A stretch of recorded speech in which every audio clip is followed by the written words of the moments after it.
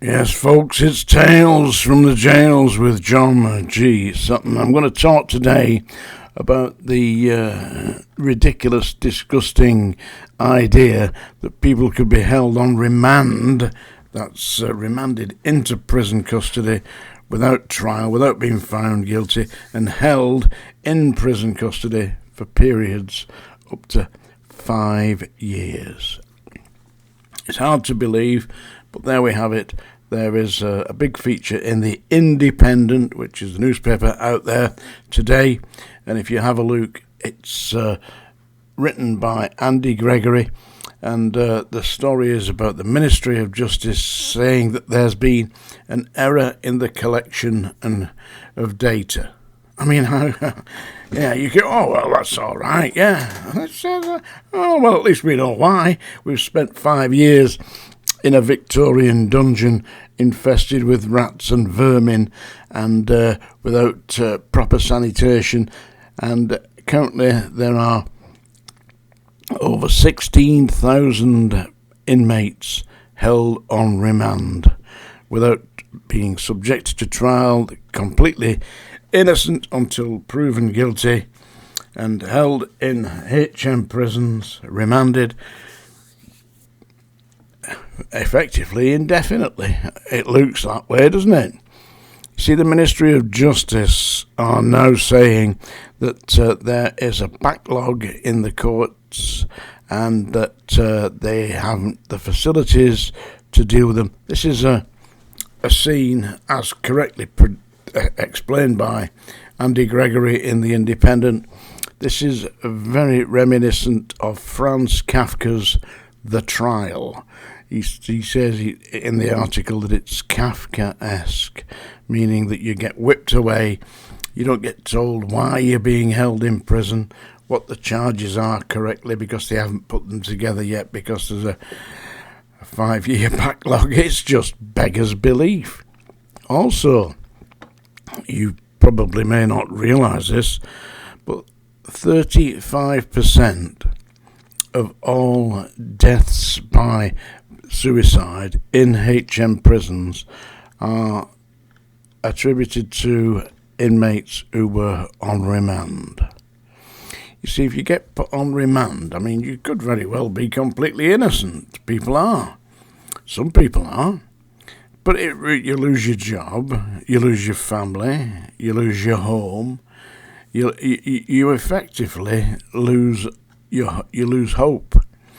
And if you've been in there for 2, 3, 4, 5 years, when are you going to see the end of it? So people are taking their own lives in prison, and our government is responsible for this. We should be telling our government, listen, forget the rest, you've got to deal with this. Now, there is a plan, I believe, to release inmates who are serving less than 6 months or something like that. It's a very good idea, this, because it's serving no purpose whatsoever. The actual fact that they've been convicted and sent to prison is surely sufficient punishment. 6 months in somewhere like Strangeways or Wandsworth is not going to serve society in any way. See, somebody has to sit down at the Home Office or the Ministry of Justice, call it what you will, and decide what the purpose of imprisonment is. Unfortunately, and increasingly in today's society, we're seeing that people are being sent to prison for sex offences. Now, the problem that you've got with people who are sex offenders is that very often they are not particularly susceptible to rehabilitation. I mean, some of them are highly educated individuals, professionals, and they are not going to require any kind of rehabilitation with regards to their ability to get employment. What you're looking at there with particular sex offenders are a way of thinking, and you're not going to do that. Because in my experience of working with sex offenders, they explain that it is perfectly natural that children do actually want to have sexual adventures with adults. They do believe this. It's a form of insanity, my opinion. And when I was at the Scrubs, they were attempting to treat this by medication. The problem was that there were certain side effects to the medication, and that the inmates who were subject to this treatment started to develop certain female characteristics. These were males, of course, yeah, in that they developed female breasts, and their ability to... it obviously must have been destroying their testosterone level. But whatever it was, it didn't work, and a number of the inmates became extremely disturbed. But it was an experiment, and it was the inmates were being experimented on, and that was the origin of the idea behind the book and the film Clockwork Orange. Yeah, the droogs and ultra-violence, although in my experience, most sex offenders, most perverts, are not particularly violent, but they are irredeemably locked into the belief that what they're doing is not really an offence, it's just their way of expressing themselves. Certainly that little horrible snivelling, murdering shithouse Ian Brady, he believed that he was an artist, and that he was alienated from society because of his genius, when in actual fact he was a perverted little murdering shithouse. And of course he's dead now.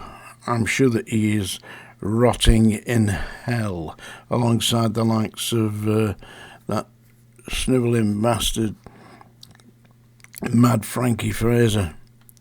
He was another one who thought he was notorious. He was just low life, believe me, and he was not a hero. Heroes do not go burgling the homes of old people and soldiers who are away at war during the blackout. They don't do that kind of thing. Heroes take on the enemy face to face and fight for the country. They don't go stealing from people's houses when they're in the underground sheltering from the bombs, but that's what Mad Frankie Fraser did. So anybody who tells you what a hero he was, just remind them that he was in fact little more than a snivelling petty thief who had no morality whatsoever.